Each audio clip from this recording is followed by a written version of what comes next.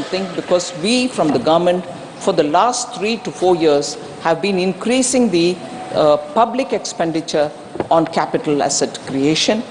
States capex also grew in this period. I recognize that. It grew by 74.3% year on year in the quarter ending the first quarter of FY24.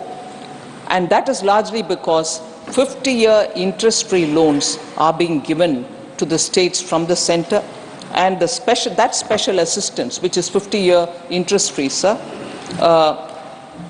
we have released 1.3 lakh crores. We've made a provision of 1.3 lakh crores in the budget of 23-24. So that is also making states spend a lot more in their capital account, so that capital expenditure, infrastructure building gets a priority. All this has been recognized by even some of the global media, who normally don't write much in appreciation of what is happening in India. But I would like to say that I'm sure the honorable members would have read the Wall Street Journal, S&P ratings, Bloomberg, all of whom, while speaking very well about the Indian economy, sir, refer to the reform measures undertaken by the Honorable PM, taking his name. I would like to say this.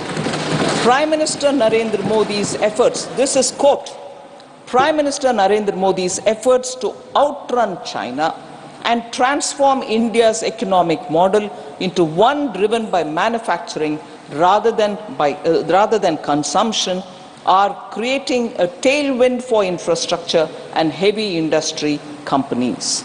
So this observation coming from media houses, particularly those who observe the Indian economy at this time, surely gives the feeling that it is all across the board, the development, the kind of buzz which is around the economy. There can always be some points which I'll certainly come to, some honorable members raising issue of, it's actually not reaching some parts of the ground, what is not reaching or this is not reaching. I'll come to addressing that. But the point on which all of us can take immense pride is something which I list out very quickly. I'm not going to spend much of our time. Where have we reached the topmost position in the world? Where are we in the second position? Where are we in the third position? I'll just list out those items, and we'll know that this is across the board for all of us to feel extremely proud of, because this is an achievement the people of India are contributing towards this country. So India is the world's largest producer of milk, largest producer of pulses, dalhan, largest producer of jute, largest producer of sugar, real-time digital payments, largest number happened in India. India is also the second largest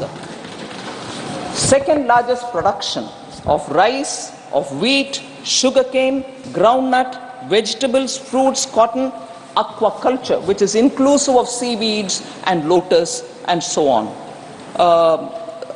and also marine products. So India is the second largest.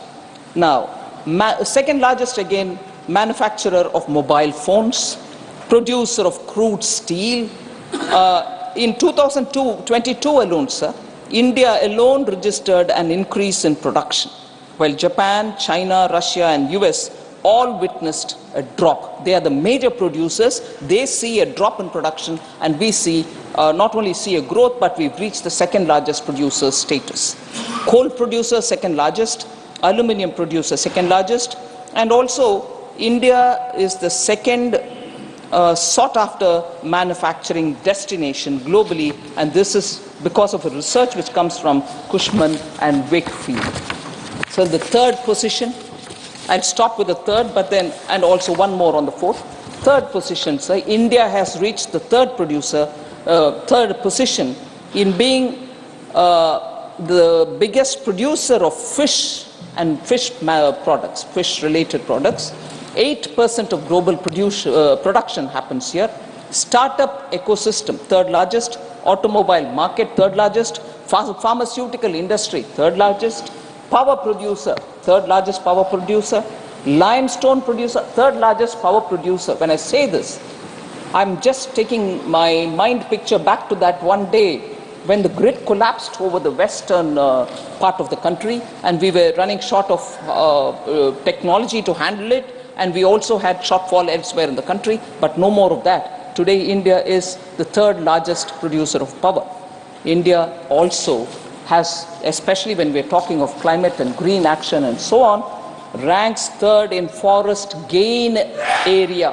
India has added 2.66 lakh hectares of forest area every year between 2010 to 2020. So 2010, I'm including 10, 11, 12, 13. It's not as if, as often it is alleged, oh, for this side of the house, it's always world began in 2014. No, world began also in 2010, and I'm recognizing it. India stands fourth, sir, globally in renewable energy installed capacity. This is a very attractive number, and also to see where our initiatives are giving us tangible results. Renewable energy installed capacity, fourth in wind power capacity, fourth in solar power capacity. And this is something which the REN 21 Renewables 2022 Global Status Report recognizes as a big achievement of India. Now, all this is not happening in only the metropolitan cities. Several things have changed in rural India, and as a result of which our economy is getting the best from the rural area and also from the metropolitan. Purely concentrating on rural India, sir, I want to highlight the numbers between 2014 and 2023, just so that we know the economy is in many ways pulsating in rural areas, and there shouldn't be any apprehension that everything is happening in the urban. Food grain production, now naturally, 2014 it was 265 MMT, 2023 it's 323.55 million metric tons. Food grain production has had a leap of an increase.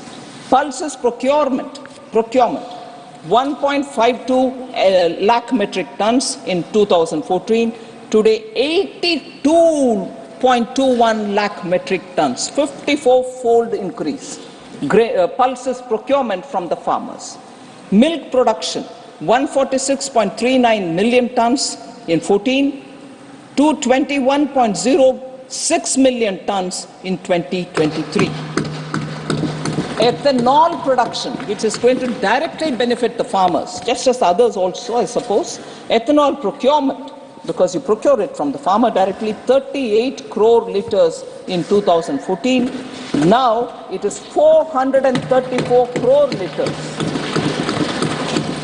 Fund allocation, sir, for rural houses. In 2014, it was 66,046 crores. In 2014 to 23, totally 2.02 lakh crores, 3 times increase for rural houses, funds that have been allocated by us. Average annual person days generated under Manrega, that is something of interest for so many honorable members. 208 crore days in 2014, 248 crore days now in 2023. Sir, Gram Sadak Yojana, completed road length, 2014, 3.81 lakh kilometers. Now, 6.21 lakh kilometers, 2.40 lakh kilometers have been added on to the total which existed earlier. Agriculture budget, 2013-14, 21,933 crores. Now, it's 1,25,036 crores, 5.7-fold increase. MSP payment for wheat, again this, and the MSP payment for paddy going directly to the farmer, 2006 to 14, 2.39 lakh crores, whereas what is gone for wheat now between 2014 and 22 is 4.52 lakh crores. The MSP payment for paddy is even more striking. 2006 to 14, 3.09 lakh crores were given for the procurement of MSP payment which were sent to the farmers. Between 2014 and 22, 10.06 lakh crores have gone to the paddy farmers for MSP. So these are indicative that it is not one sector, it is not just the urban areas. The economy in all sides, urban, rural, everywhere, is seeing support from the government in terms of agricultural activities and also other activities. Otherwise, they wouldn't have reached these kind of milestones. Sir, it's not just the numbers. It's also the way in which some schemes get executed.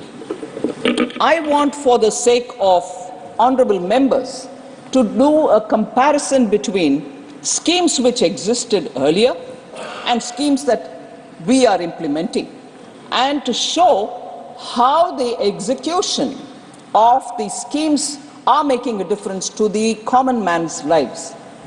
Sir, Jan Dhan Yojana is something which we speak very often for financial inclusion. There was a scheme called Basic Savings Bank Deposit Accounts, a scheme which was launched in 2005. In nearly 10 years of that scheme, after being launched in 2005, in 2014, 10 years afterwards, there were 24.3 crore this Basic Savings Bank Deposit bank accounts which were opened.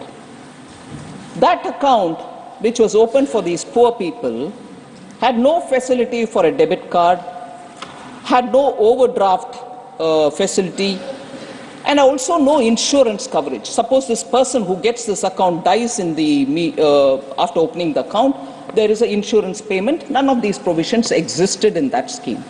Whereas under NDA now, Jan Dhan Yojana, which was launched in 2014, and in 10 years, I'm comparing that 10 years, set of 10 years and here 10 years, in December 2023, 51 crore Jan Dhan accounts have been opened. Compare the 24.3 crore which had no other highlights, whereas here with the highlights. What are the highlights here? KYC have been made easy, debit cards and UPI payments have been made, 10,000 rupees overdraft without collateral is provided for that account, and accident insurance cover is also provided. So, just want to show that looking at a recipient, the beneficiary who lives in a village, who needs financial inclusion, not just opening of an account, but also coverage, and also for him to do his business further with working capital. This scheme and that scheme, I just want to highlight. So in a way, I'm going to call these Naam Ke Vaste scheme, which existed earlier, find life now and actually reach the right kind of target in the beneficiary's name. So BSBD accounts were Naam Ke Vaste. Pension, again Naam Ke Vaste. Launch it, forget it. Swalamban scheme launched in 2010. 2010. In 5 years, they had 29.42 lakh accounts opened. That is, in 2014, they ended up with only 29.42 account. Now, Swalamban scheme is what is Atal Pension Yojana, launched in 2015, 8 years only, and in 8 years, I'm comparing that with this, 5.95 crore subscribers have come into this scheme. 20 times more than Swalamban. Again, a Naam Ke Vaste's program, Intel brought in and then left where it is. But if you invoke something here, they'll say, oh, we've launched it, you don't credit us. Credit we will, but this is the performance. Jan Aushadhi Kendras. Jan Aushadhi scheme again was launched in 2008, sir. And in 2014, they had only 80 stores, 80 stores. In 2000, that scheme got continued. December 2023, sir, 10,000 stores have been opened in Jan Aushadhi. Where is 10? And where is this? And in the 10,000, now we've said we'll take it further to 25,000. Jan Aushadhi. In the Jan Aushadhi Kendras, the common people, I go visit Jan Aushadhi Kendras and talk to the people who are buying medicines there, check up with them, whether the claim that in many cases the prices are less by 66%, 72%, 89% in some other are true or not. And people tell you what they're buying. 1,800 medicines are available, more than that, but I'm rounding it off. 1,800 medicines are available for the common citizen. Blood pressure, fever, seasonal illnesses, sugar, everything. And 2,000 plus equipments are also available there. So, I want to say again, another Naam Ke Vaste scheme, Jan Aushadhi scheme, has become meaningful for the common citizen, and this is how far it reaches. Another Naam Ke Vaste, sir. Rashtriya Swasthya Bima Yojana, launched in 2008. It ran 5 years till 2014. How many BPL families were provided any kind of insurance cover? 3.85 crores. And what was that cover? 30,000 per annum was the cover given. Ayushman Bharat, launched in 2018. By December 2023, 27.89 crore individuals have been provided health insurance cover, and that is 5 lakh an annum per family. Again, a Naam Ke Vaste. Another Naam Ke Vaste, sir, housing. Indira Awas Yojana, launched in 1985. 1985 to 2014, 29 years it ran, sir. 3.25 crore rural houses built. 3.25 rural houses built. PM Awas Yojana, launched in 2016, comparable. In 8 years, sir, both Grameen and urban put together, we have 3.6 crores of houses built. 29 years, 3.25 crore. 8 years, 3.6 crore households. Naam Ke Vaste. Now sanitation, again, Naam Ke Vaste, one scheme. Nirmal Bharat Abhiyan, launched in 2009. 5 years till 2014, sir, 38.7% rural sanitation coverage was provided. I remember, I can't see him now, Professor Ram Gopal Yadav, who I respect a lot and who had a lot of, most of the time he intervenes to ask about what's happening in the ground, is there any difference? So his concern, I do take cognizance of, he spoke. I want to use this one data, there's also more which I'll use to answer his concern. Swachh Bharat Abhiyan, launched in 2014. Now, 2022 data, 95.4% of surveyed houses have access to toilets. 95.4%. So, tap water connection. Again, a scheme launched in 2019. There's no a particular scheme with which I can exactly compare. 3.23 household, 3.23 crore households. That is 16.82 of the total households had tap water connection in 2019. But when the Jal Jeevan mission took force, in December 2023, 13.75 crore households have been connected with water. That is, we started with 16.82 households, 82% of the total households. Now it is 71% of the total households which have got covered. So LPG gas cylinder, another Naam Ke Vaste. LPG connections were provided under Rajiv Gandhi Grameen LPG Vitaran Yojana. 5.82 lakh beneficiaries were there as of 1st June 2014. And even that is not exactly comparable, because there the deposit for getting the cylinder was provided by the oil marketing companies. So really may not be exactly comparable, because here cylinder is free, connection is free, and then deposit is not taken.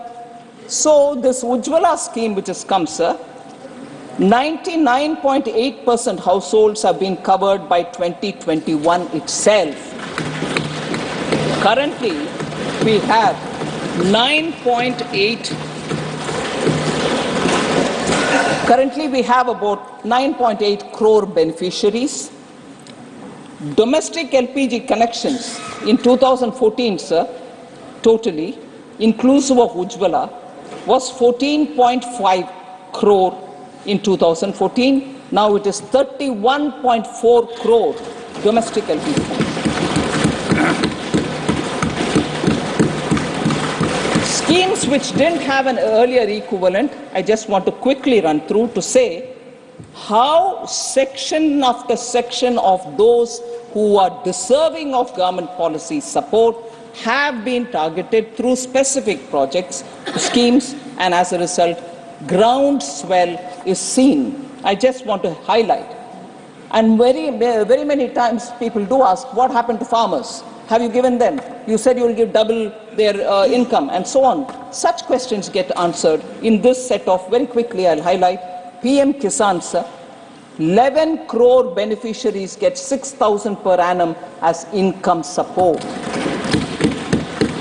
PM Mudra scheme, where people get collateral-free loan to run their small businesses.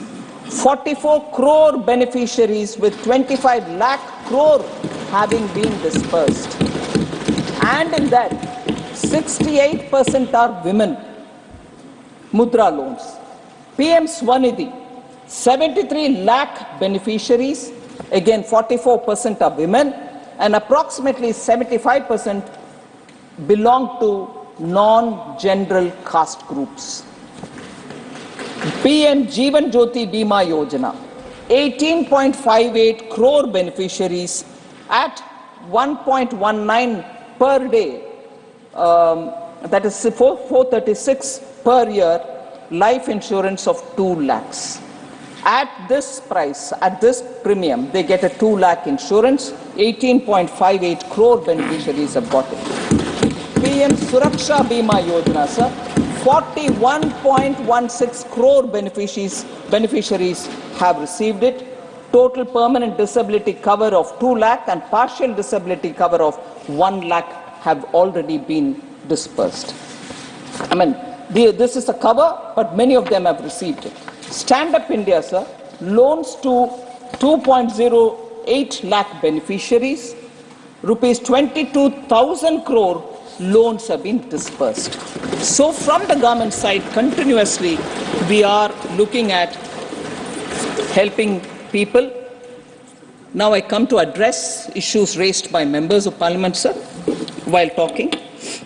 There was a lot of concern about malnutrition. Member Derek O Brien, former Finance Minister Chidambaramji, Ami Yagnik, all spoke about malnutrition. So I just want to highlight nutrition and sanitation closely linked to each other. Very quickly, 11 crore toilets have been built under Swachh Bharat Abhiyan. Jan Aushadhi Suvidha sanitary pads at 1 rupee per pad is being distributed. Millets as Sri Anna is being promoted. Enrollment of girls in secondary education has increased from 75% to 79% between 14 and 2021. Institutional deliveries has also shown an improvement from 87% in 2014-15 to 94% in 2021. Percentage of first trimester antenatal care registration has shown improvement from 61% to 73.94% between 14 and 2021. There are also multidimensional poverty-related indicators which I will very quickly refer to. Member Dr. Sudhanshu Trivedi had gone into in great detail about it, so I don't want to take your time on points which have already been covered.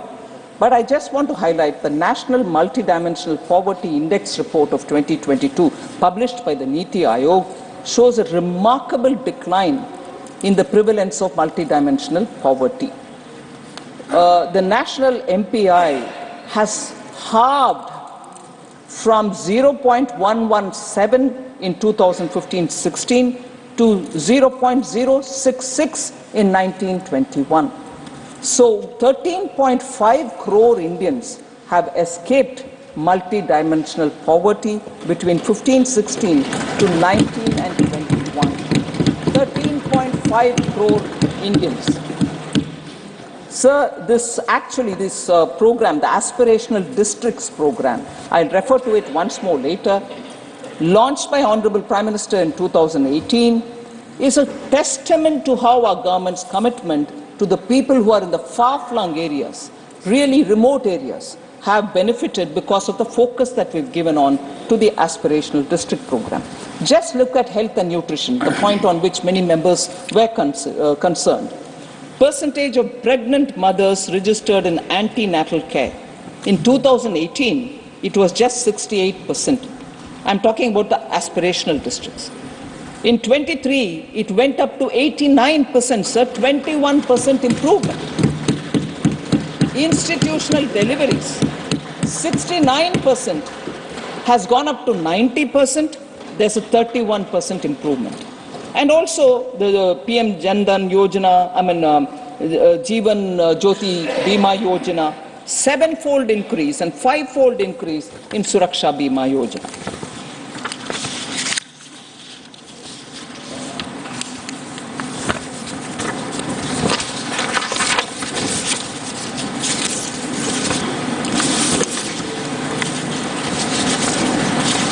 So my appeal is nutrition and nutrition-related issues, health, any case being both with the center and state, is something on which all of us will have to work together. Party-driven politics may not help the situation, it can only aggravate. Just as in women's issues, particularly law and order related to women's issues, I keep saying we should not politicize it. Because once you do that, your number versus my number, but the person who's suffering remains wherever she is, wherever he is, particularly in nutrition-related matters. So I was tempted to bring in one aspect of how, in what we think, and maybe data also shows, in a state like Kerala, nutrition, education are all very well taken care of. No, wait a minute, I didn't complete. I knew you will come back. Now, you may not be very pleased with what I'm going to say. Thanks to the one generation. Yes. 1 century old. So, when we don't need to politicize, sir, we can always exchange about the good work done here, the good work done there, and so on, with an understanding that all of us will have to work together for taking it further for better days. But if you are so concerned about nutrition under Modi, that's why it's bad, I'd like to say, not very long back in 2018, there was this very sensational case from Kerala of a tribal young man begging for food and was killed. Madhu. So politicizing doesn't help. I don't want to say more on it, but I have the proof, sir. It's not a fictional or it's not a story that I'm creating here, but that's truth here. Yeah, I'm also coming up with the data. And that's why I want to say, let's not politicize issues of women, nutrition, education. It's a subject where both center and state has responsibility. If Modi has not given money, you ask me, but Modi has not stopped you from giving nutrition to your own tribal people. Madhu wouldn't have died if that literate and very respected state, God's own country, which I love a lot, which I respect a lot, wouldn't have died if that state had taken care of it. So, that's okay. That is why I'm saying no point in politicizing, all right? So, yeah. All right, all of you all had your turn to speak. Let me reply now. Sir, member is not here. Normal rule earlier used to be don't reply to members who are not here. I'm not sure whether I should do it, whether I should stick to that, but it is a very important point. Honorable Finance Minister, Sir? Some of the members have sought my leave. That on account of a commitment, they will not be here. That's fine. So, response needs to be imparted. Response? Needs to be imparted. Imparted. Because Thank the you very honorable much. members, in all fairness, have sought my leave that they would That's not fine, be sir. able to be here, and therefore I'm sure Thank that you very is much. required. Thank you. I just want to highlight that Honorable Member Derek O Brien had mentioned elections are won and lost. You win, we win, you lose, we lose. Let's compare equals. He said, our growth, your growth. But I want to say that comparison, elections are won, elections are lost. So you and us, and also the point that we have not won against them was underlined. Yes, of course, we have not won against them. But the point is very grave here, which I want to highlight. You may win an election, we may win an election. What follows soon after is a law and order issue. And that's where you are certainly not equal to us.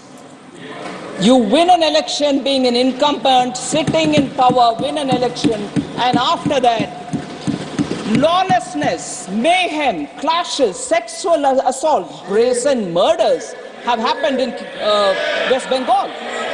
And they're not my words. High Court, Calcutta High Court has said, sir, and I'm quoting, in 60% of the cases, FIRs were not registered. Therefore, total cases of violence understated, unquote.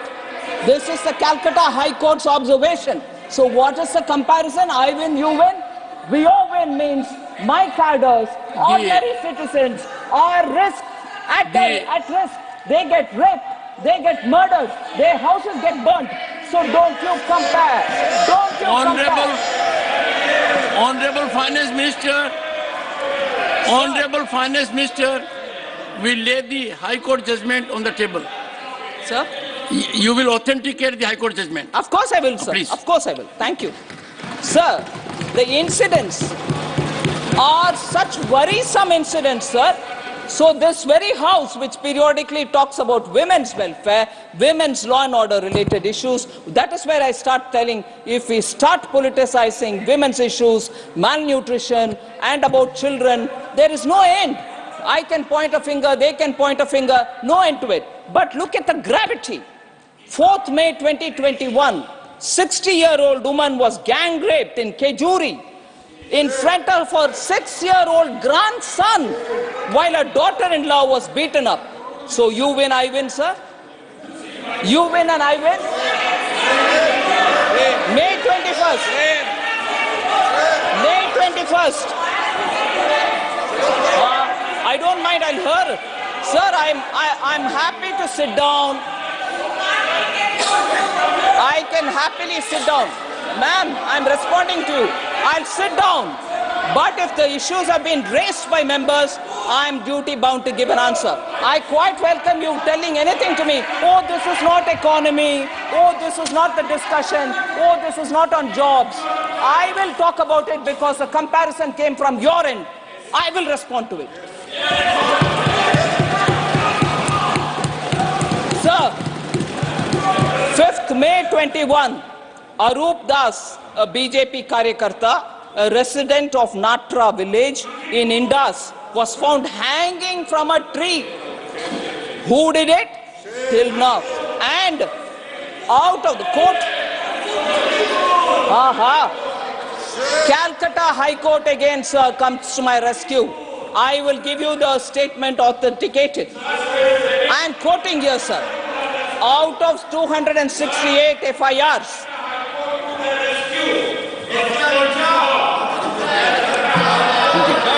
sir, I heard all members speak.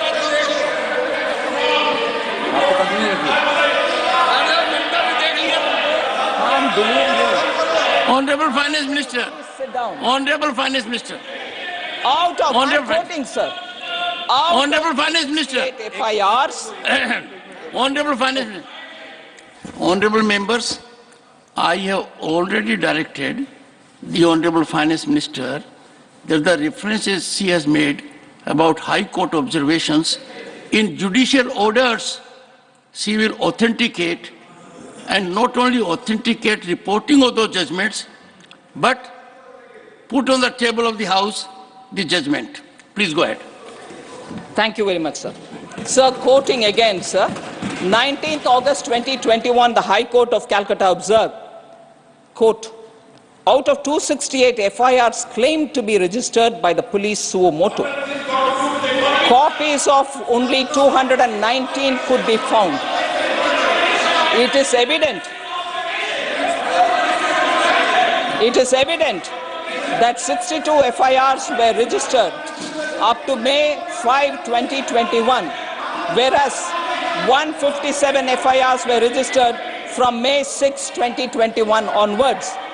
Some of these were registered immediately after the offence was committed, whereas in many of these FIRs were registered belatedly.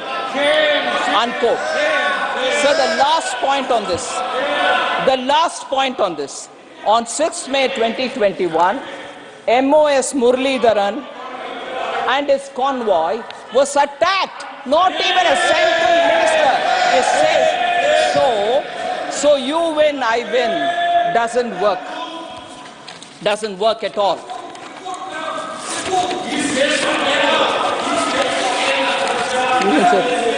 All right. Sir, I'll come to responding to some of the observation made by Honorable former Finance Minister. And if you'll allow me, if you'll indulge me with a light-hearted banter, if I may use.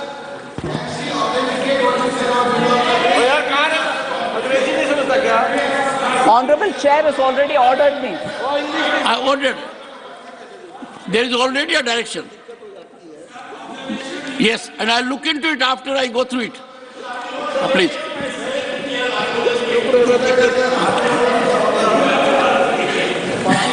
Ma'am, you were saying something in light-hearted manner. Sir, if you'll indulge me. Please do that. We need it. Sorry? Light-hearted comment. Sir, I'm very serious. Sir, it was a bit surprising, sir. It was a bit surprising, and it was also uncharacteristic, I would say, to see the former finance minister, who's very senior, highly educated, was in the prestigious Harvard University even in 1968 when I was in primary school.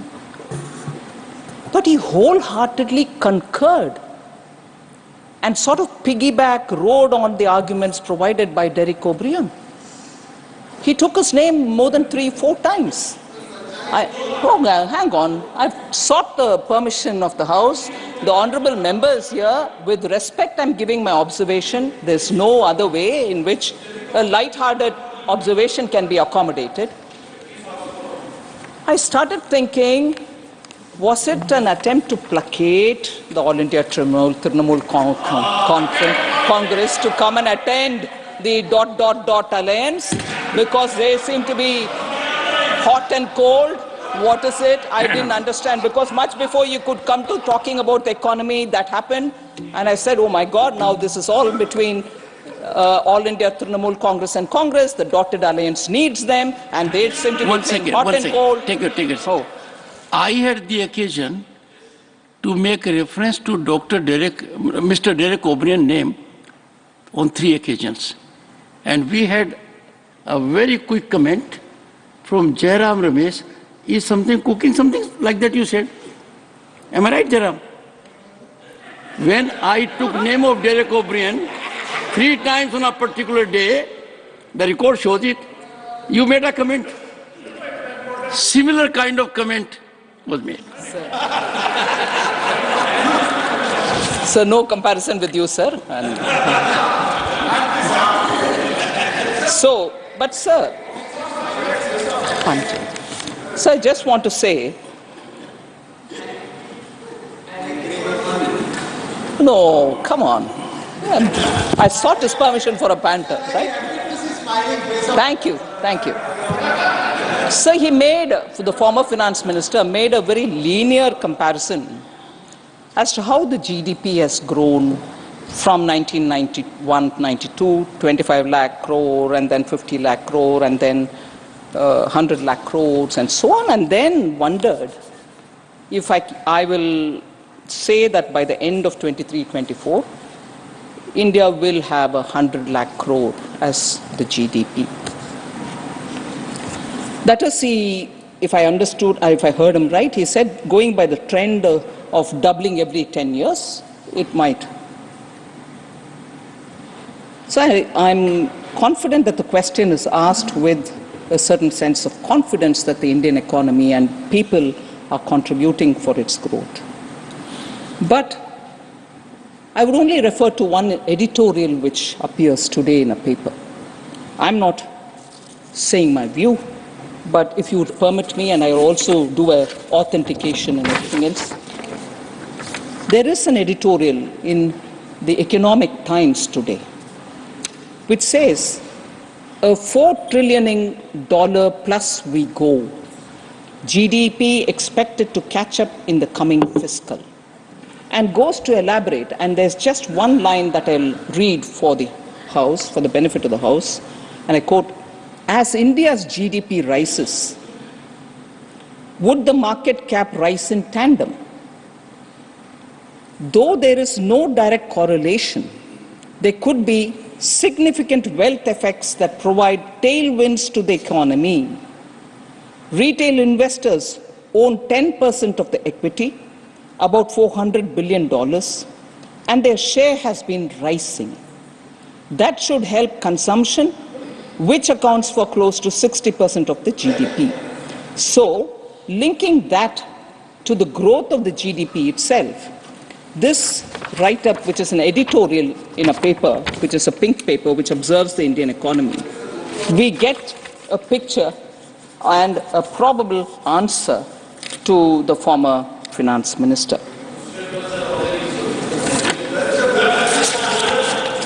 Sir, then the worker population ratio was also another issue with the Honorable former finance minister raised. I just want to highlight incorrect it was for him to suggest that the worker population ratio has not improved. There is, obviously he's done some kind of a, if you permit me, whimsical calculation there and then, and which serves him well, and the interpretation is not right. As per the PLFS, that is the Periodic Labour Force Survey, WPR, the worker population ratio, that is the share of the employed in the total population, has increased to 56% in 2022-23 from 46.8% in 2017-18. And I underline the fact that this is post-COVID, that it has gone up to 56%. So there is an increase in the worker population ratio, and this is government's data. So youth unemployment rate, that is the age between 15 to 29, has declined. Unemployment rate has declined to 10% in 2022-23 from 17.8% in 17-18. So there, the unemployment is also declined, while youth LFPR has expanded from 38% to 44.5% over the same period. So unemployment is coming down. You have the data to show it's also, employment is also going up. In fact, sir, WPR in 2005 was 42%, which fell to 38.6% in 2011-12. So fall happened then. Then, despite a COVID, which is a once-in-a-century pandemic, we have revived the employment, and the data shows that very clearly. And also, sir, the various schemes that we have, Mudra or Swanidhi and so on, are promoting self-employment, particularly the lower sections of our society. More than 25 lakh crores have been dispersed to over 44 crore Mudra accounts. 68% of them are women. They do their own business and probably employ one or two more people there. 73 lakh street vendors have availed of cheap credit under PM Swanidhi program, and even in that 44% are women. So I think the hard work and the entrepreneurial spirit of the Indian youth who go in for small self-employment cannot be ignored at convenience and cannot be raised saying, oh, the poor are without jobs at some other time. There should be some kind of a alignment. So this was raised by very many members, other than former Finance Minister Kanimuri, Dr. Ashok Kumar Mittal, and also Sujit Kumarji, Jose K. Mani, all of them had raised this issue. So then the attempt to bring more employment, self-employment among women is also shown by the program that has been recently launched. And I saw with my eyes when I went to the rural areas, particularly with the Vikasit Bharat Sankalp Yatra, I saw the excitement among women because Namo Drone Didi program is an amazing reception that I saw, where the women self-help group women are being picked up based on their interest to be given 15 days of training to operate drone, and subsequently in the 15 days, 5 days will be also on the field where they will go and test for themselves how to operate it, because they can use for spraying of fertilizers, for monitoring the crop health, and so on. So they are going to be given drones as well through the SHGs. So women are now going to be handling technology-driven drones in the villages to help agricultural activity, and what can be more empowering for the women in the rural areas?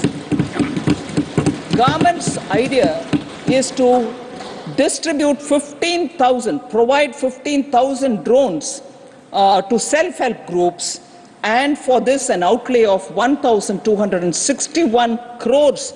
This scheme is 100% funded by the central government for a period between 2024-25 and 25-26. 2 years, this scheme will reach all the women in the rural areas so that they're trained in technologically handling this drone. Sir, concern has been expressed about inflation and inflation management. Quite a few members, Rajiv Shuklaji, Ashok Mittalji, Derek O Brien, all raised the issue. Sir, average inflation during 2014-15 up to 2023-24 has only been around 5.5%. Now, since 2014, the retail inflation breached the number and reached the highest point of 7.79 in April 2022. I concede that. But by contrast, of course, because that is important to remind ourselves, that between 2004 and 14, the average inflation was 8.1%. So I just want this number to be in the back of our minds. And in between 2009 to 14, 2009 to 2014, the average inflation was 10.4%, double-digit inflation. So I just want that to be highlighted. We have taken quite a few steps to make sure that I know the Consumer Affairs Minister, the Food Minister Piyush Goyal, the Leader of the House, has been on and off releasing pulses, on and off releasing onions from the godown, from the buffer stock. Procurement and distribution of tomatoes and onions are happening as and when there is a need. Imposition of stock limits have been on pulses and wheat. Our trade policy also sees changes so that our buffer is kept safely for ourselves. And import restrictions and quotas have been introduced on specific commodities. More than that, sir, you would recall that the Honorable Prime Minister, before Raksha Bandhan, had brought down the price of cylinders by 200 rupees. And this impacted 9.8 crore Ujjwala beneficiaries, and who now get 300 rupees subsidy, and the cylinder costs 603 rupees only for them. And similarly, it has been mentioned by several people, the PM Garib Kalyan Anna Yojana provides 81.35 crore beneficiaries for the next 5 years food grains for free. contrast this, sir, contrast this with those states which, when we reduced the duty on petrol and diesel, did not reduce. And some of those states were lost by those ruling dispensation because it kept the price very high. And I would just recall that Punjab, Rajasthan were all such states who refused to budge. On the contrary, Punjab even raised the price. So, Himachal also. So, these are states which are going against the well-being of the poor, but question us, saying, oh, you're not taking care of the poor. Why wouldn't you want to reduce the price? We have done it 3 times, and now it's come down to 603 per cylinder, sir. Petrol, diesel is the most in Rajasthan. That's right. Sir, and that is why people rejected them. Petrol and diesel being the highest price, sir, you come from Rajasthan, and in that state, the price has remained very high. Inflation as a result has been high. No wonder the people have rejected them.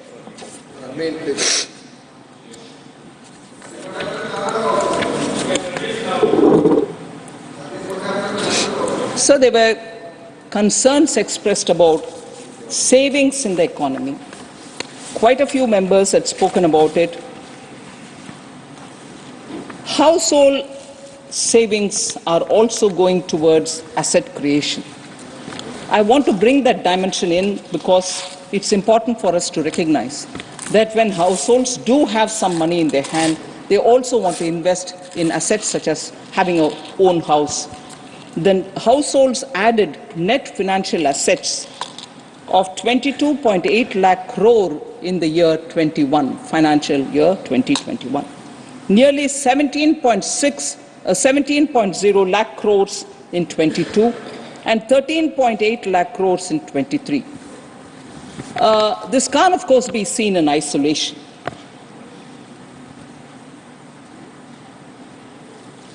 This is an incremental purchase of an asset for themselves. They are making smarter choices, not just putting it in post office accounts. People are also now investing in the retail market. Retail market consists of small investors who are coming for small shares, and they're doing it on their own, not going through mutual funds. Overall household savings, sir, which includes financial and physical savings, grew at 9.2% CAGR between 13-14 and 21-22. That is 8 years. It's grown in that kind of a number. The nominal GDP has grown at CAGR 9.65 during the same period. Hence, the household savings has remained constant. It has not come down. But the fact that it is going also to through the stock markets, net unique account, demat account opened are also reaching record numbers. I just want to highlight that the asset under management of the Indian mutual fund industries, for those who are going through the mutual fund, has grown 5 times in 10 years from 8.34 lakh crores in October 2013 to 46.71 lakh crores in October 2023. Total demat accounts in India, have crossed 13 crores, the highest ever touched in India. It has increased by almost 6 times since 2014, when it was only 2.18 crores. It has tripled since the onset of COVID-19, which is a remarkable point to be observed.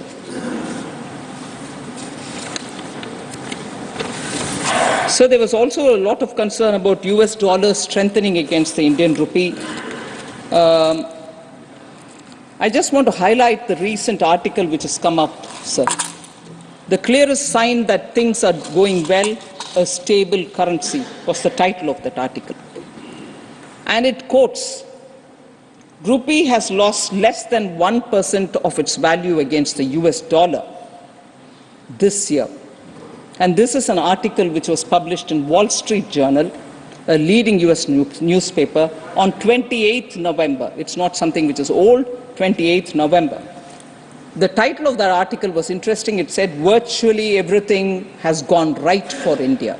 And in that it says, rupee has lost, and I quote, rupee has lost less than 1% of its value against the US dollar this year, compared with the decline of more than 3% for the Chinese yuan, a roughly 9% fall in the South African rand, and an 11% slide in the Japanese yen.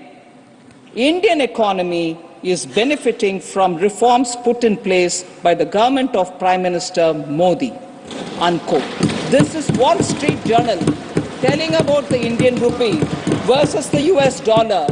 And I'd like to recall that several months ago, I spoke about the Indian rupee standing up to the dollar and the dollar's value going up, but the rupee not losing value. There was complete mockery at me, saying, oh, how can this be? That goes up and you don't come down. Please do read. Then you'll know why the Indian rupee stands stable against an ever-increasing dollar. And that cannot happen unless the Indian economy and its fundamentals are strong. It's not a fiction. It's not a fiction of my imagination.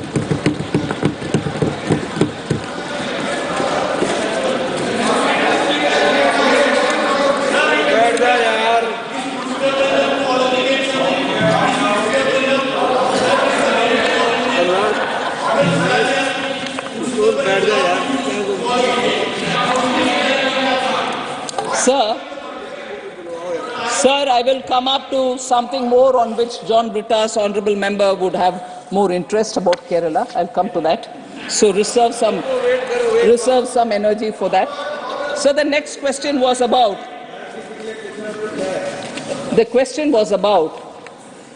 and this is Dr. Shantanu Sen. I'm not sure he's here, but, oh, he's here, sorry. About why central government sends teams to inquire. Why wouldn't we release the funds in time? And also thought that we were against the poor by not releasing the funds. I just want to put some facts on record, sir.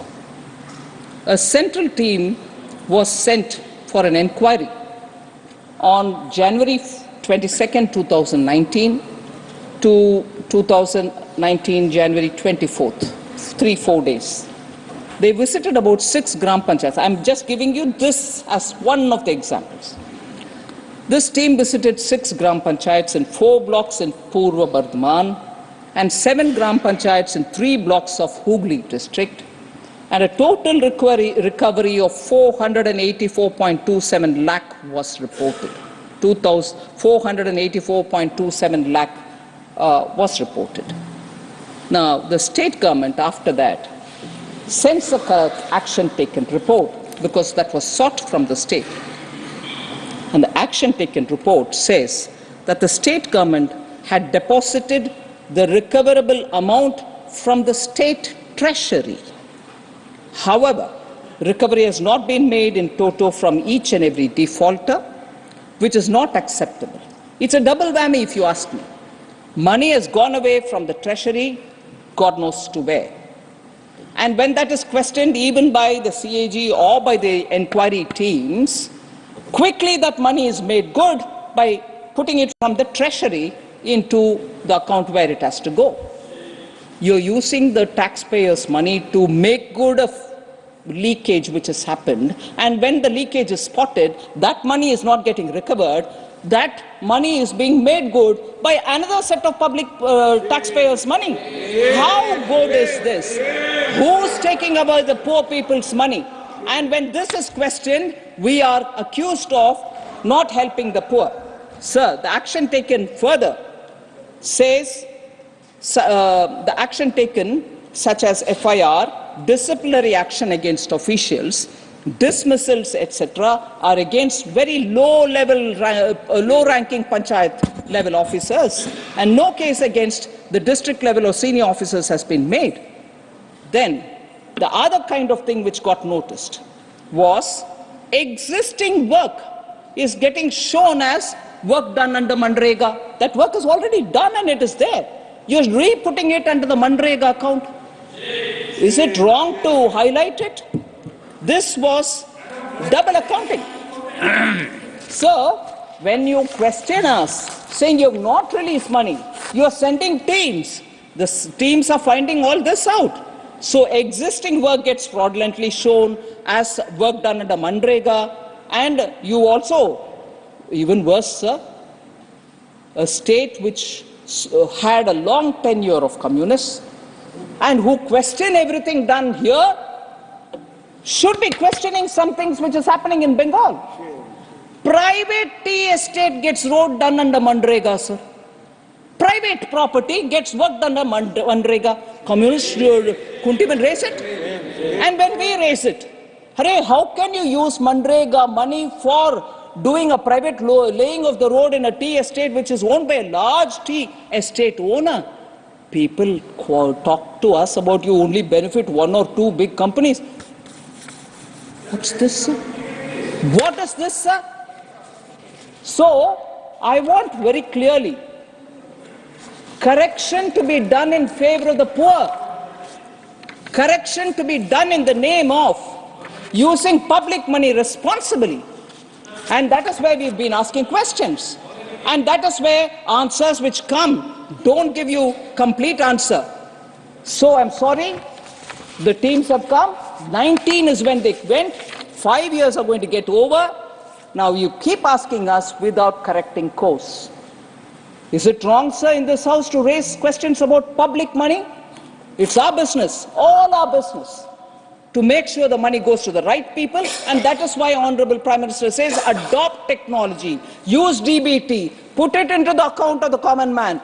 Doing that in the first few years, DBT gave us 2 lakh crore advantage in that pilferage was stopped.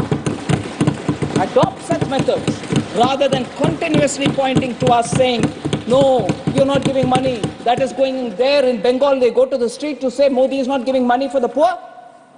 Who's not giving money for the poor? Leaked money is getting filled by taxpayers' money. Is that serving the poor? Sir. Cut money. Sir, again Professor Ram Gopal Yadav. Sir, Professor Ram Gopal Yadav and also Ajit Kumar Bhuyan, independent from Assam, have all been talking about private final consumption expenditure in the GDP. I would like to say it stands at 58.5% in 22-23, the highest since 2006-2007.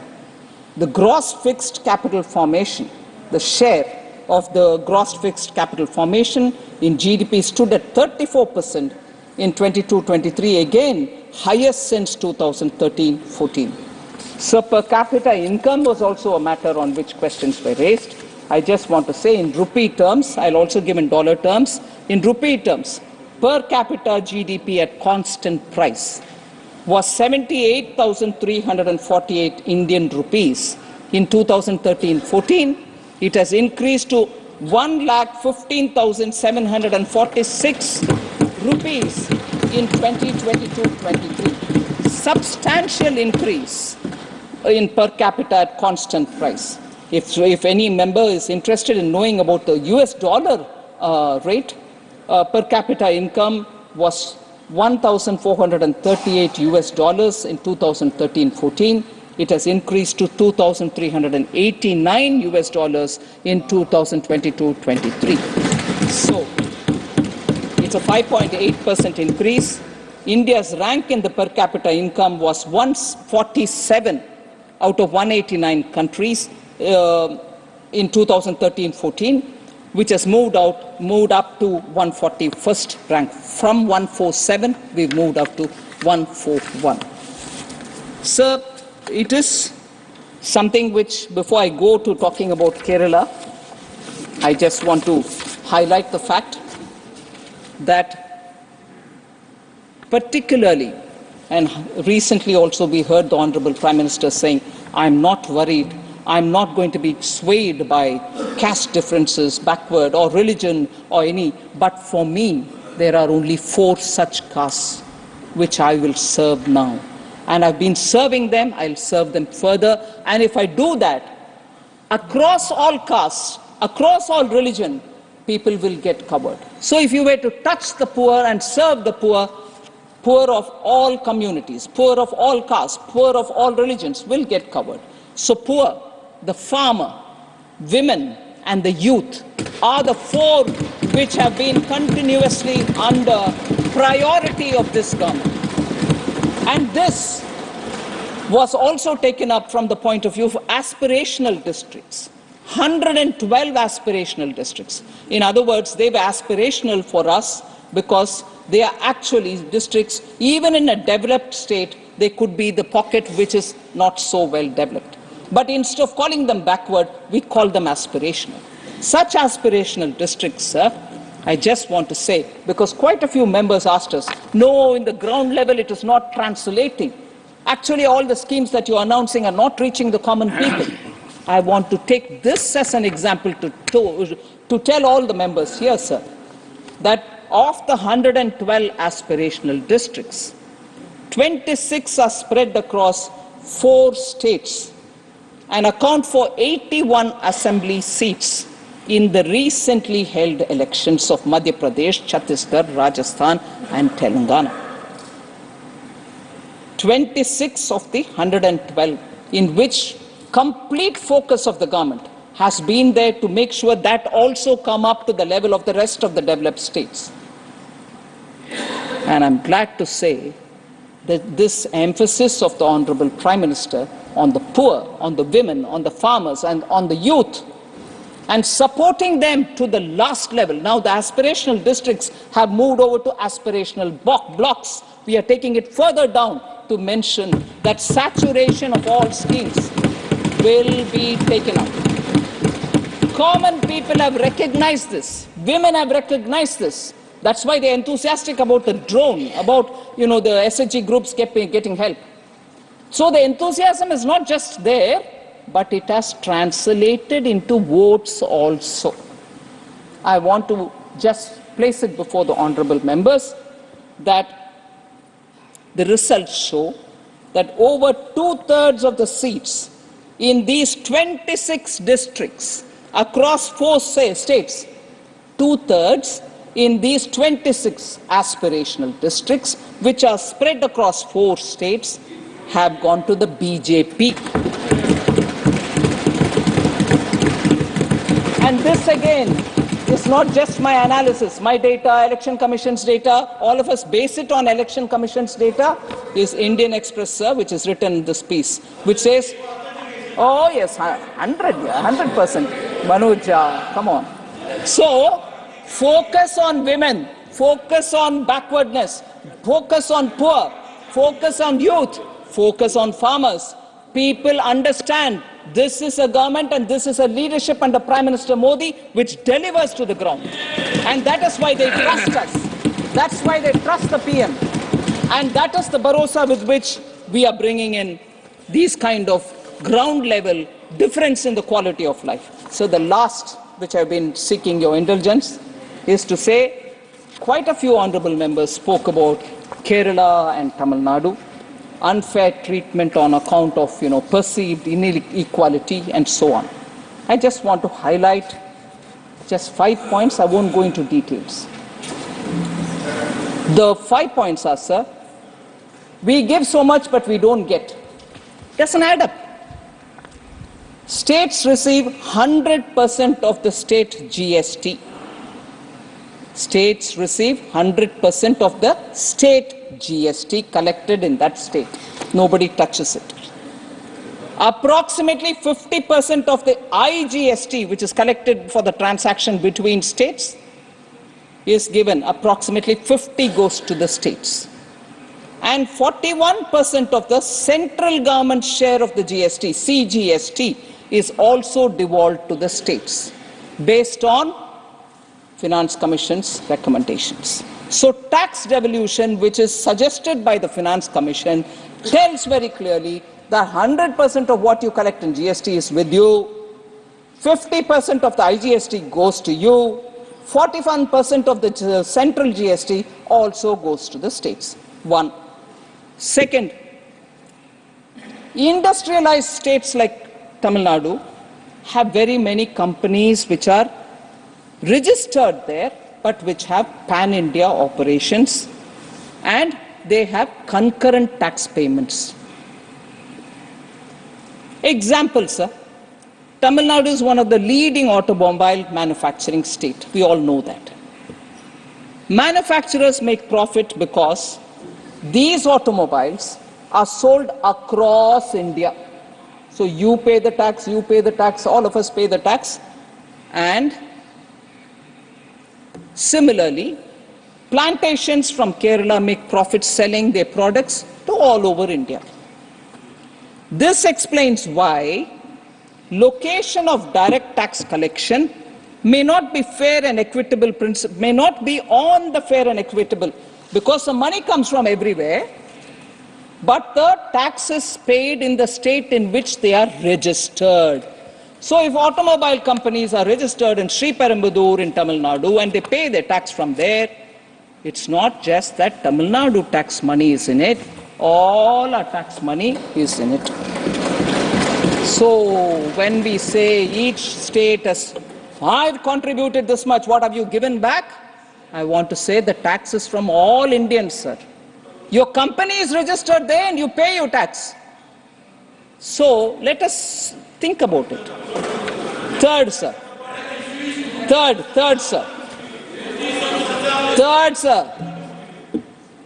sir. Sir, there's a proverb in Tamil. I just half heard John Britta's. I'm tempted to say it, if you don't mind. Tadukala panja paayila paiven. Monakku Tamil puriyum. Tadukala panja paayila paiven. Meaning, I raise an issue and if you address that, I'll jump to the next. There's no end. I'm sitting in a Tadukku, I raise issue about it, I answer that Tadukku related issue, but no, now I've gone to Pai, answer that. I mean, come on, Tadukku la panja, Pai la panjinde irukano. So sir. Yeah, I'll still answer your cess and your surcharge. This is answered n number of times in this house. But n number of times it will always be raised, like the other day, with your permission, I took a banter on Honorable Member Yagnik, on the waiver written off. Permanent debate. It's been explained till the cows reach home, but we'll still explain it. I'm quite... No, don't worry. Write off and written off are grammatically different, that's all. So, that has been explained several times, sir, but I don't mind. With your permission, I'll do it any number of times. Sir, third. Ma'am, I think men agree more than women agree amongst themselves. No, it's a reflection.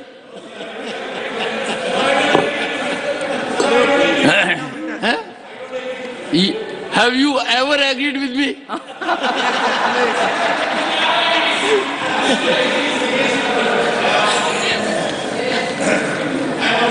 Sir. So third is, sir, physical infrastructure such as roads, rails, ports, airports are built by the center. And expenditure on internal and external security is completely the center's. So we have to make comparisons taking these points into consideration. The last 2 points, sir. I'm just giving this as an example. Tax devolution made to Kerala and tax devolution made to Tamil Nadu during the 14th, 13th, 14th and the 15th Finance Commission. Kerala, sir, when that is 32% devolution, 13th Finance Commission, had 33,368 crores. When I'm saying 13th Finance Commission, its period was 2010-11 to 14-15 in that duration. 33,368 crores. Then when the 14th Finance Commission submitted its report and its report's recommendation was accepted, just as soon as Prime Minister Modi took charge in 2014, and that 2014 report came into effect from 2015-16 to 2019-20.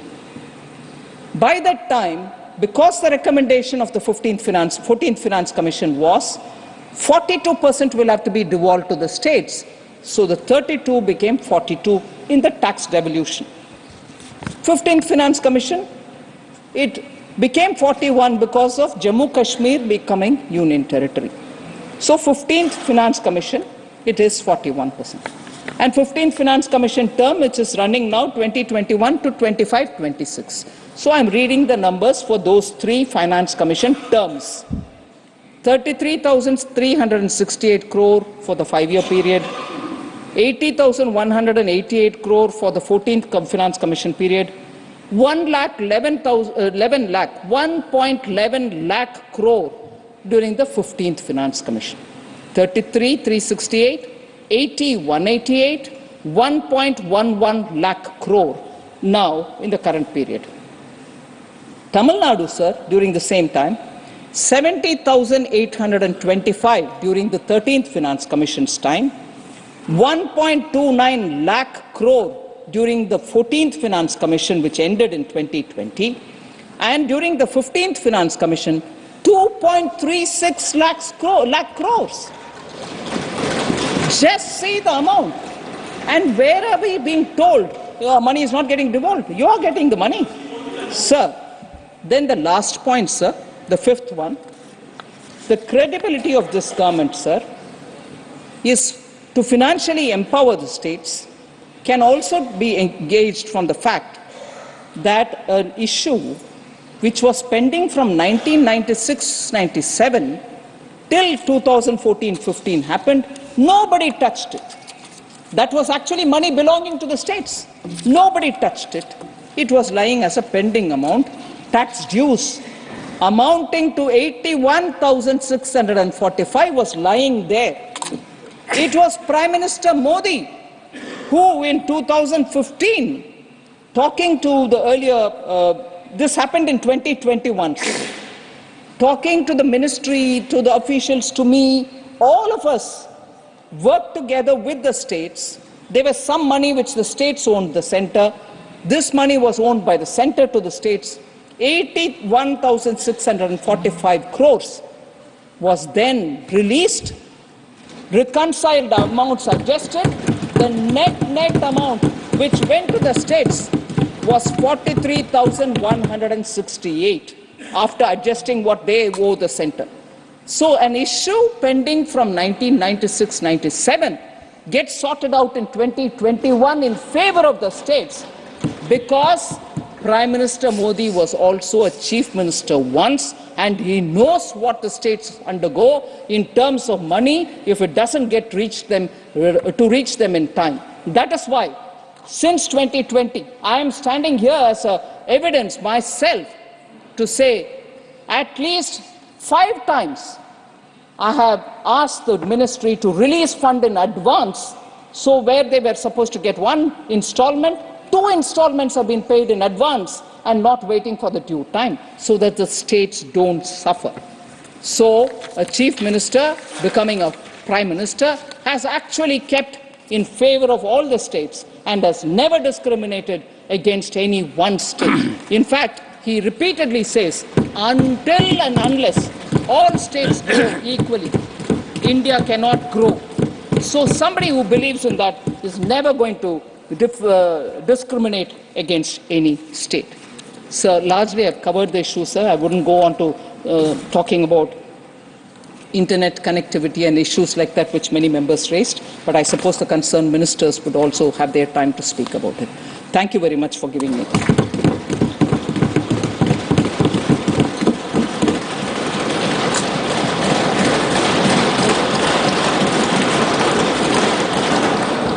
Honorable members, it is already 5:30 p.m. We have allocated 3 hours for a combined discussion on the bills mentioned at serial numbers 8A, 8B, and 2 hours for item 8C in the list of business. If you all agree, we may now take up special mentions instead of the bills. These bills will be taken up at a later date.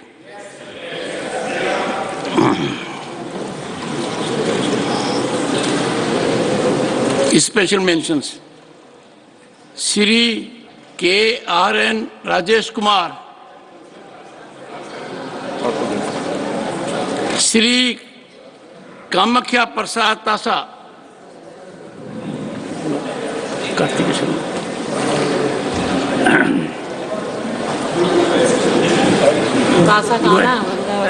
Thank you sir, आपने बोलने का मौका दिया, मैं बहुत बहुत आभारी हूँ sir. Sir in the last landscape for tea gardens of Assam, Tripura, west Bengal, Tamil Nadu, Kerala, a unique challenges presents itself. Educated youths have with no land and no income. The problem is seen especially in Assam, Tripura and West Bengal. Recognizing the potential of this demographic and understanding the need of the inclusive growth, special skill development schemes have to be designated to empower these individuals as a catalyze positive changes in their lives. Tea garden educated youths often faces limited opportunities due to the absence of tangible assets. To address this, skill development initiative must be strategically crafted to offer a diverse range of training programs, equipping them with practical skills that extend beyond traditional agricultural practices. These schemes must focus on the vocational trainings, entrepreneurship development and technology adoption. Vocational training must be enabled to the youths to acquire skills in demands, opening avenues for gainful employment. Entrepreneurship development programs have to nurture their ability to create, manage small enterprises, fostering a spirit of self-reliance. Moreover, integrating technology into this initiative will ensure the youths as well-versed in modern practices, enhancing their competitiveness in the contemporary job market. Digital literacy, e-commerce training and exposure to emerging technologies will equip them to navigate the evolving economic landscapes by providing them with the tools and knowledge needed to thrive the diverse fields. These initiatives will give the way for brighter and more prosperous future for the unique demographic, fostering sustainable development in the tea garden communities. Sir, I urge the government through you to take necessary steps in the matter that larger public interest to provide skill development schemes to the educated and semi-educated youths of the concerned states. Thank you, sir. धन्यवाद. Shri Alaram Karim. Thank you, sir. Thank you, sir. My special mention is demanding to protect the railway printing presses. The Railway Board has decided to close down its 5 printing presses by March 2023. These include the printing presses of Central, Eastern, Northern, Southern and South Central Railways. But the decision was not implemented due to the strong objection raised by the workers and trade unions. Railway Board has released an order dated 3/5/2023 referring its previous orders on the subject and reiterated the decision to close down the press to meet up the uninterrupted supply of revenue earnings items such as UTs, PRS, ATVM tickets, RTC for MLA, MLC, APC, various types of passes, safety forms related with train movement, signaling, medical forms related with treatment and personal forms related with staff matter. The existence of the railway press is required. In practical experience, it is observed that the suppliers are not performing their duties in proper way. The quality of materials are also not up to the mark. They are failing to supply the materials in right time, right quantity and right quality. Due to paucity of materials, train movement can suffer badly. So outsourcing railway presses is required to be avoided for the rail users' interest and rail movement. In this scenario, I hereby urge the government to instruct the Railway Board to withdraw its decision and facilitate smooth operation of the railway printing presses in India. Thank you. Thank you. Shri Muzibullah Khan. धन्यवाद vice chairman sir. Orissa में PM कुसुम योजना लागू करने की मांग। नवीनकरणीय ऊर्जा मंत्रालय ने किसानों को सस्ती और सुलभ बिजली प्रदान करने के लिए 2019 में 3 घटकों के तहत विभाजित पीएम कुसुम प्रधानमंत्री किसान ऊर्जा सुरक्षा एवं उत्थान महाअभियान लॉन्च किया है। घटक ए में 10,000 मेगावाट सौर ऊर्जा संयंत्रों की स्थापना शामिल है। घटक बी के तहत 20 लाख स्टैंड अलोन सौर पंप की स्थापना का लक्ष्य है और घटक सी में 15 लाख व्यक्तिगत ग्रिड से जुड़े कृषि पंपों का सौर्यकरण शामिल है। यह योजना मांग आधारित है, जिसमें राज्य सरकारों के द्वारा भेजी गई मांगों के आधार पर धनराशि स्वीकृत और जारी की जाती है। उड़ीसा सरकार ने घटक बी के तहत 10,741 स्टैंड अलोन सौर पंप की स्थापना और घटक सी के तहत 50,000 व्यक्तिगत ग्रिड से जुड़े कृषि पंपों के सौर्यकरण की मांग की थी। हालांकि सितंबर 2023 तक केवल 5,741 सौर पंप स्वीकृत किए गए हैं, जिनमें से 1,294 घटक बी के तहत स्थापित किए गए हैं। इसके अलावा कंपोनेंट सी के तहत 50,000 कृषि पंपों में से 0 की मंजूरी दी गई है। पीएम कुसुम योजना के तहत मांगों को मंजूरी देने से देरी उड़ीसा के किसानों को बिजली उत्पादन तक समावेश पहुंचने से वंचित कर रही है। इस प्रकार महोदय, मैं आपके माध्यम से पीएम कुसुम योजना के घटक बी और घटक सी के तहत उड़ीसा राज्य सरकार द्वारा उठाई गई मांगों को मंजूरी देने में देरी के कारण की समय पर समीक्षा की मांग करता हूं। धन्यवाद। धन्यवाद। डॉक्टर लक्ष्मीकांत वाजपेयी जी। माननीय उपसभापति जी, मेरा स्पेशल मेंशन है छावनी परिषदों, कैंटोनमेंट बोर्डों में BI line British infantry, BC line British cavalry, RL line royal artillery, इस तरह के नाम अभी भी चल रहे हैं, जो कि अब सेना के शहीदों के नाम पर रखे जाने चाहिए। देश भर की छावनी परिषदों में सामान्यतः B4 लैंड होती हैं, जिनमें झुग्गी झोपड़ी के ज्यादातर लोग निवास करते हैं। उनको लोकसभा तथा विधानसभा के चुनाव में तो मतदान का अधिकार है, लेकिन छावनी परिषद के चुनाव में वे मतदान नहीं कर सकते, जिसका कारण B4 लैंड पर उनका अवैध बसा होना बताया जाता है। भारत के संविधान के अंतर्गत विभिन्न निर्वाचनों में मतदान देने का अधिकार है, परंतु यहाँ एक पर ऐसी विसंगति है, इस पर विचार होना चाहिए। इसी प्रकार छावनी परिषद के क्षेत्र में सेना के जवान रहते हैं, उनके वोट लोकसभा, विधानसभा और छावनी परिषद के चुनाव में पड़ते हैं, लेकिन उनके व्यक्तिगत और यूनिट के ट्रांसफर होते रहते हैं। उसके लिए आने वाली यूनिट या जवान का वोट बढ़ाने की भी आवश्यकता होती है, क्योंकि ये लोग रोज यूनिट से, बैरक से कचहरी या तहसील नहीं जा सकते और पटवारी भी उनके यहाँ नहीं आ सकता। इस पर विचार किया जाना चाहिए। एक ही मकान में रहते हुए लोकसभा और विधानसभा में मताधिकार है, छावनी परिषद में मताधिकार देने पर सरकार को विचार करने का मैं आग्रह करता हूँ। एक सुझाव मेरा इसमें एक लाइन का है कि वो B4 लैंड पर रहते हुए अवैध बसे हुए हैं, उनको इस शर्त के साथ अनुमति दी जा सकती है कि ये उनका सर, इसमें special mention is only as per the approved. धन्यवाद। डॉक्टर सस्मित पात्रा। मालूम है।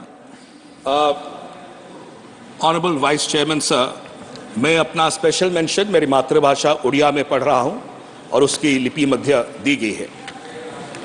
ओडिशार कृषकों समस्या समाधान दिगरे पदक्षेप नेबार आवश्यकता रही। तीनोटी गुरुत्वपूर्ण विषय अच्छी जहाँ ओडिशार कृषक मानकर समस्या संबंधी एवं जार समाधान आवश्यकता रही। सर्वप्रथमे ओडिशार चाषी को फसल बीमा राशि देबारे विलंब होउछि। विशेषकर पश्चिम, उपकूल एवं दक्षिण ओडिशार अनेक कृषक एही कारणरू जंत्रणा भोगुचंती।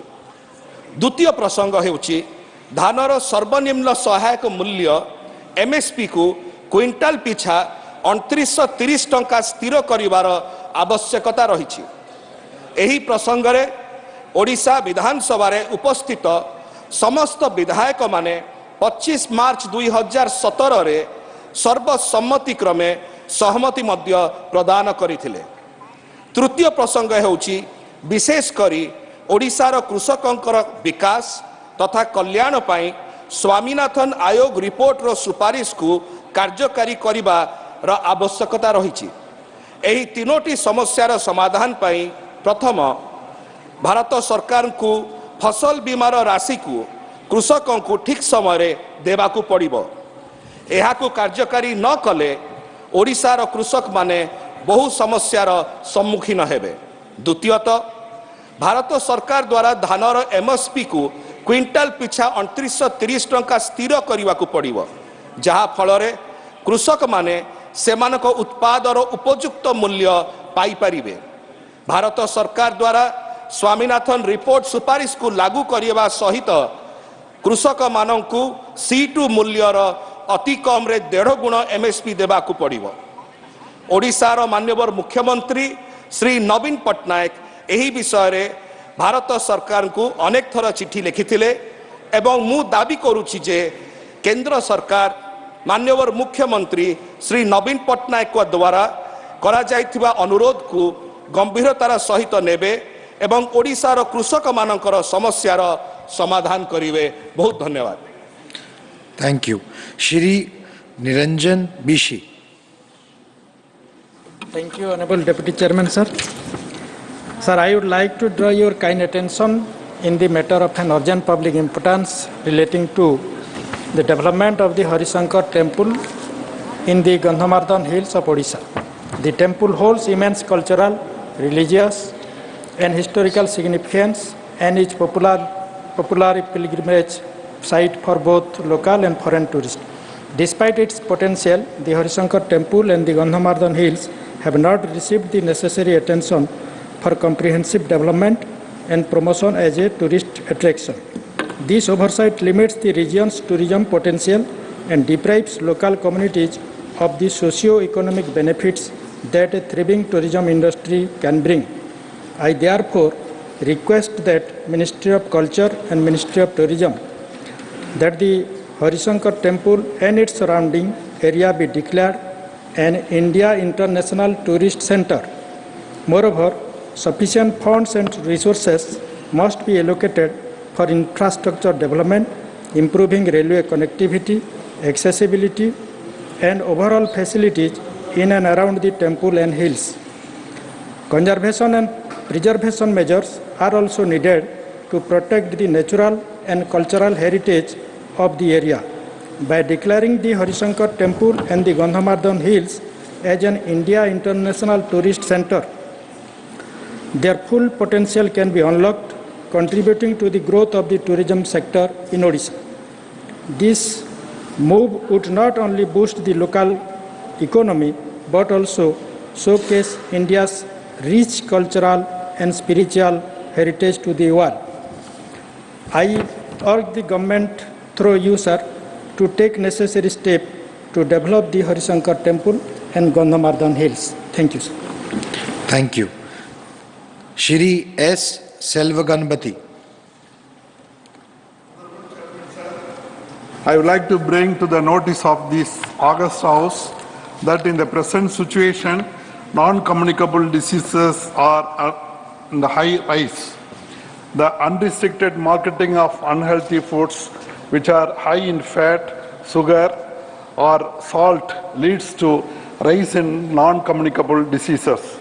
Most of them also contain Ajinomoto, a salt called monosodium glutamate, MSG.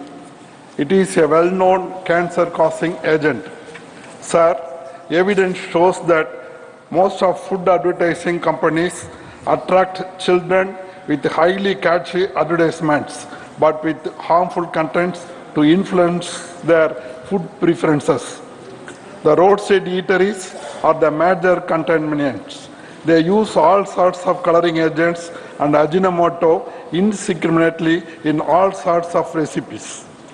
The overindulgence in high-calorie food coupled with indoor leisure activities such as watching television, surfing net, and playing computer games all contribute to childhood obesity. Regionally, overweight and obesity in children under 5 years of age has increased from 5.8% to 8.1 between 1990 and 2012, which is above the global average of 6.7%. Recently, it is projected to be 10% in India. Overweight and obesity in adolescents between 13 and 15 years are highly prevalent. Incidentally, we are now celebrating the year of millets. The impetus given to the campaign by our Honorable Prime Minister has taken the message to nook and corner of our country. I request through you, sir, that the government should consider this matter as very serious one and initiate immediate action to cut the unopposed marketing of unhealthy foods in the country. Thank you. Thank you. Dr. Amar Patnaik. Thank you, Chairman, sir. Sir, I rise to raise a demand for waiver of 18% goods and services tax on Kendu leaves. In June 2023, Honorable Chief Minister of Orissa, Naveen Patnaik, wrote to the Union Finance Minister reiterating the state's demand for the exemption of 18% GST on Kendu leaf. The reason is the adverse effect it had on the livelihood of lakhs of tribals traditionally engaged in plucking Kendu leaves. Kendu leaf, known as the green gold of Orissa, is a minor forest produce that essentially acts as the financial backbone for the leaf pluckers, 90% belonging to tribal communities, binders, and seasonal workers. The 28% GST levied on BD, furnished products made from Kendu leaves, creates a double taxation burden on the pluckers and workers, as the traders who get the tenders in turn pay them less for the leaves due to high taxes. This in spirit goes against the Forest Rights Act 2006 and the PESA Act 1996, as it impacts the livelihood and social welfare of the already marginalized tribals. Being the third largest producer state of Kendu leaves in India, Kendu leaf is an important non-wood forest product of Orissa. To protect the interest of workers, Orissa government announced a special package in 2020, which included rupees 1,000 for each plucker and rupees 1,500 for each seasonal worker and binder. They were also covered under the Biju Swasthya Kalyan Yojana health scheme. Odisha has also became the first state to provide bonuses to Kendu leaf pluckers. Given its importance for Odisha and its people, sir, through you, I urge the government to withdraw the GST on the collection of the Kendu leaves. Thank you, sir. Thank you. Shri R. Girirajan. Thank you, sir. I would like to bring the notice of this August House. It is unfortunate that toll charges at toll gates are being hiked on a regular basis. It affects badly the transportation of raw materials across the country and the state and will lead to escalation in prices, essential commodities, particularly food items, in addition to the price set up by the oil companies for petrol and diesel. The union government collects rupees 5 and 2 per litre sale of petrol and diesel as infrastructure development fee in 21-22 alone. 3,849,000 MT of petrol, 7,66,59,000 MT of diesel have been sold all over the country, and rupees 2,70,000 crore was collected infrastructure development fund. Even after collecting 20 lakh crores of road infrastructure development in past 10 years, high toll charges is unjustifiable. The law says that only 40% of the fee should be collected after the deadline for road construction, but full toll charges are being collected at many toll gates which are more than 10 years old. The toll hike for commercial vehicles like bus, lorry, goods vehicle, call taxi, tourist vehicles, etc. is borne by the people only. The steep